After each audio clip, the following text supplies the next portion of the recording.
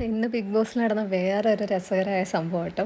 നമ്മുടെ ജിൻഡോ പോയിട്ട് ജിൻഡോയുടെ പെട്ടിയെടുത്ത് ബെഡിൽ വെച്ചു.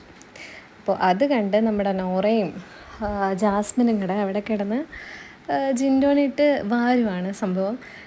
അപ്പം ജിൻഡോ എന്താ ചെയ്തതെന്ന് വെച്ചാൽ ജിൻഡോ അത് സമ്മതിച്ച് പെട്ടിയെടുത്ത് മാറ്റി വയ്ക്കുന്നുണ്ട്. അതേസമയം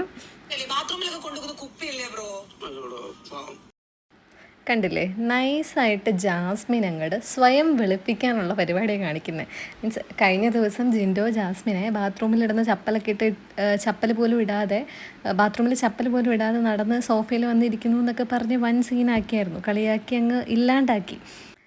വൃത്തിയുടെ കാര്യത്തിൽ എല്ലാവരും ജാസ്മിനിട്ട് നന്നായിട്ട് ആക്കുന്നുണ്ടായിരുന്നു.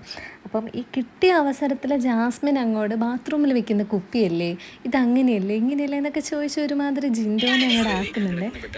അത് മാറ്റാൻ പറ്റില്ല. നിങ്ങൾക്ക് ഞാൻ പറഞ്ഞ കേട്ടില്ലേ? അടുത്ത നമ്മുടെ സിബിനാട്ടോ. സിബിൻ ആ രംഗത്തോട്ട് വന്നിട്ട് സിബിൻ ഇവരെ ഇട്ട് കളിയാക്കുന്നുണ്ട്. ഇത് നിങ്ങൾക്ക് അറിഞ്ഞൂടെ, ഇത് മാറ്റാൻ പറ്റില്ല, അങ്ങനെ ഇങ്ങനെയാന്നൊക്കെ പറഞ്ഞ് സിബിൻ ഒന്ന് ആക്കിയിട്ടങ്ങ് പോകുന്നുണ്ട്. ഇത് നിങ്ങൾ കണ്ടോ ശ്രദ്ധിച്ചോ ഒന്നും എനിക്കറിയില്ല.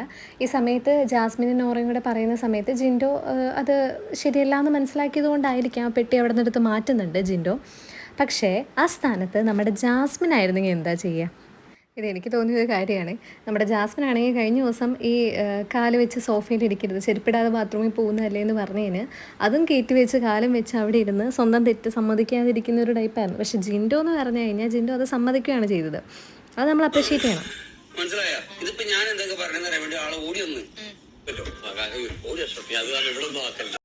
എന്താണെന്ന് അറിയില്ല, ചെല്ലുന്നോടത്തെല്ലാം പണി വാങ്ങാൻ നമ്മുടെ നോറ പോയിട്ട്. നോറ അവിടെ പ്രശ്നം ഉണ്ടാക്കിയ ശേഷം ജിൻഡോ ഇപ്പറ വന്ന് നമ്മുടെ ബാക്കിയുള്ളവരോടൊക്കെ പറയുന്ന സമയത്ത് അവിടെ വന്നെന്ന് കേൾക്കാൻ വേണ്ടി വന്നു. അതിന് ജിൻഡോ ഞാനൊന്നും പറയുന്നില്ല, ഞാൻ പറയാൻ കേൾക്കാൻ വന്നേക്കോ എന്ന് പറഞ്ഞ് നൈസായിട്ട് അവളെ കളിയാക്കി അങ്ങ് മുങ്ങുന്നുണ്ട്. ഇനി നിങ്ങൾ കാണാൻ പോകുന്നത് പക്കാ വെളുപ്പിക്കലാണ്. അത് കഴിഞ്ഞ് പിന്നെ നമ്മുടെ ജാസ്മിനും അഭിഷേകം കൂടെ അവിടെ ഇരുന്ന് പറയുന്നതാണ് കേൾക്കുന്നത്. മനുഷ്യത്വമില്ലാത്ത എന്തും കാണിക്കുന്ന എങ്ങനെയും ചെയ്യുന്ന ഒരു കിടിലം പ്ലെയർ ആണ് സിബിൻ. കേട്ടില്ലേ, നമുക്കുള്ളതായില്ലേ. നമ്മുടെ ജാസ്മിൻ്റെ ടാർഗറ്റ് ഇപ്പോൾ സിബിനാണ്. കാരണം ഈ സിബിനും ഈ പുറത്തുനിന്നുള്ള വൈൽഡ് ഗാൾഡ് ഒക്കെ വരുന്നതിന് മുന്നേ ജാസ്മിൻ്റെ ഡ്രാമയും കളികളൊക്കെ അവിടെ നടക്കുമായിരുന്നു. ഇവരിൽ മോസ്റ്റ്ലി എല്ലാവരും തന്നെ ടാർഗറ്റ് ചെയ്ത് നമ്മുടെ ഈ ജബ്രി കോംബോനെയാണ്. അപ്പോൾ അത് കഴിഞ്ഞപ്പം പിന്നെ ജാസ്മിൻ്റെ ഡ്രാമയായി, കരച്ചിലായി, പിറ്റേ ദിവസം ഉയർത്തെഴുന്നേറ്റ് വരലായി. ഇപ്പം ജാസ്മിൻ ടാർഗറ്റ് ചെയ്യുന്നത് നമ്മുടെ സിബിനെയാണ്.